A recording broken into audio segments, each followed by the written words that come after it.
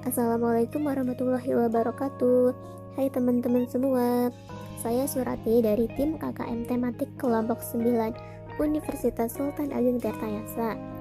Hari ini saya akan menjelaskan sedikit materi mengenai penyajian data. Sebelum memulai membahas materi penyajian data, kita lihat pengertian data terlebih dahulu ya. Kata data berasal dari bahasa Yunani datum, yang berarti fakta. Datum adalah keterangan berupa informasi yang diperoleh dari sebuah penelitian.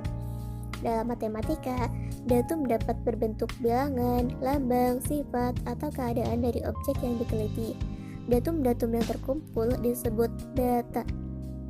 Cara pengumpulan data. Dalam mengumpulkan data terdapat 3 cara. Yang pertama, dengan wawancara, yaitu cara mengumpulkan data dengan mengajukan pertanyaan secara langsung kepada narasumber. Yang kedua, kuesioner, yaitu cara mengumpulkan data dengan mengirim daftar pertanyaan kepada narasumber. Dan yang ketiga, dengan observasi, yaitu cara mengumpulkan data dengan mengamati objek atau kejadian. Jenis data. Berdasarkan cara memperoleh, data terbagi menjadi 2 sebagai berikut. Yang pertama, data primer, yaitu data yang diperoleh secara langsung dari sumbernya. Dan yang kedua, data sekunder, data yang diperoleh secara tidak langsung atau diperoleh dari pihak lain. Contoh data primer, yang pertama, data mata pelajaran yang disukai dengan memberikan angket kepada siswa. Yang kedua, data tinggi badan dengan melakukan pengamatan pengukuran tinggi badan. Sedangkan contoh data sekunder adalah yang pertama, data tentang nilai kurs rupiah diperoleh dari BPS, Badan Pusat Statistik. Yang kedua, data banyaknya siswa SMP dalam satu kota atau kabupaten diperoleh dari Dinas Pendidikan. Selanjutnya ada mengolah dan menyajikan data. Dalam menyajikan data terdapat beberapa cara. Yang pertama, dengan menggunakan tabel. Yang kedua, dengan diagram garis. Yang ketiga, diagram batang. Dan yang terakhir dengan menggunakan diagram lingkaran. Kita bahas satu-satu ya. Yang pertama, tabel. Tabel adalah daftar yang berisi ikhtisar sejumlah data-data informasi yang biasanya berupa huruf maupun angka. Tabel dapat memberikan informasi secara rinci yang terdiri dari baris dan kolom. Jenis-jenis tabel yang digunakan dalam penyajian data terdapat 3. Yang pertama, tabel baris kolom. Yang kedua, tabel kontingensi. Dan yang ketiga, tabel distribusi frekuensi.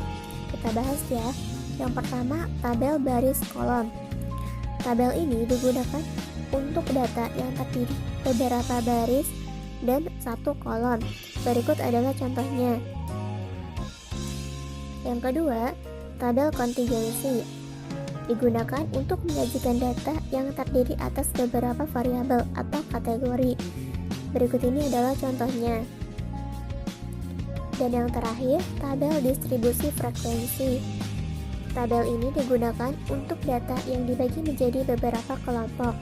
Berikut adalah contohnya. Selanjutnya ada cara membuat tabel distribusi frekuensi. Yang pertama, urutkan data dari data terkecil sampai terbesar. Yang kedua, hitung rentangan dengan menggunakan rumus R sama dengan data tertinggi dikurangi data terendah. Yang ketiga, hitung banyaknya kelas menggunakan rumus K sama dengan 1 ditambah 3,3 log N. Yang keempat, hitung interval dengan menggunakan rumus P sama dengan rentangan dibagi dengan banyaknya kelas. Yang kelima, tentukan batas data terendah, kemudian tentukan batas atas dan batas bawahnya. Dan yang terakhir, buat tabel distribusi frekuensi. Buat tabelnya dan masukkan nilai frekuensinya.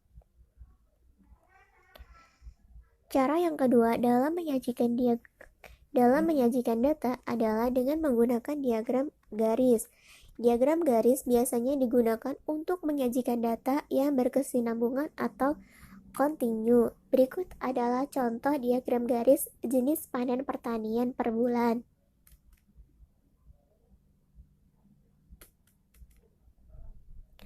Cara yang ketiga dalam menyajikan data menggunakan diagram batang. Diagram batang biasanya digunakan untuk menyajikan data tentang perkembangan nilai suatu objek dalam kurun waktu tertentu. Berikut adalah contohnya. Dan yang terakhir, diagram lingkaran. Diagram lingkaran adalah bentuk penyajian data statistika dalam bentuk lingkaran yang dibagi menjadi beberapa juring lingkaran yang luasnya disesuaikan dengan data yang ada. Untuk itu, perlu ditentukan besar sudut pusat dari setiap juring tersebut. Berikut adalah contoh diagram lingkaran ukuran sepatu siswa. Selanjutnya ada langkah-langkah membuat diagram lingkaran. Yang pertama, ubah nilai data ke dalam bentuk persentase untuk masing-masing data dengan menggunakan rumus persentase data X sama dengan frekuensi data X dibagi dengan frekuensi seluruh data dikali 100%.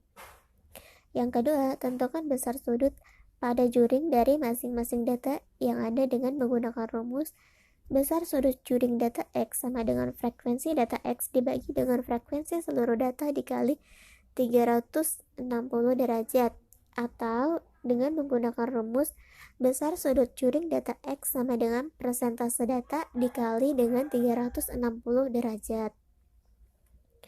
Langkah yang ketiga, buatlah sebuah lingkaran dengan menggunakan jangka. Usahakan ukuran lingkaran jangan terlalu besar dan jangan terlalu kecil. Langkah selanjutnya, masukkan data pertama dengan menggunakan booster derajat.